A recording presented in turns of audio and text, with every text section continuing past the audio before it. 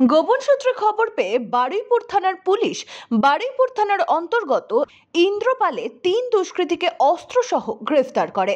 Police সূত্রে খবর, ইন্দ্রপাল এলাকা থেকে পুলিশের কাছে খবর আসে 3 অচেনা ব্যক্তি ঘোরাফেরা করছে। সঙ্গে সঙ্গে পুলিশ সেখানে যায় এবং 3 জন ব্যক্তিকে আটক করে। তাদের কাছে একটি ব্যাগ ছিল, সেই ব্যাগ থেকে উদ্ধার হয় ভোজালি একটি গুলি ভর্তি বন্দুক, একটি পাংচার, লঙ্কার গুঁড়োর 2টি প্যাকেট। পুলিশ আরও জানাচ্ছে, এরা লঙ্কার গুঁড়ো ব্যবহার করে কোনো দুষ্কৃতিমূলক কাজ করতে চলেছিল। ধৃতদের নাম জয়নাল মোল্লা, বয়স 45, বাড়ি দক্ষিণ 24 পরগনা জেলার কুলতলি থানার অন্তর্গত চুপড়িজোড়া এলাকায়। মিরাজ পিয়াদা, বয়স 23 বছর, আলী ইমরান গাজী, বয়স 20 বছর, বাড়ি মথুরা ও জয়নগর থানা এলাকায়। তাদের বিরুদ্ধে পুলিশ আর্মস কেস সহ একাধিক ধারায় মামলা করে।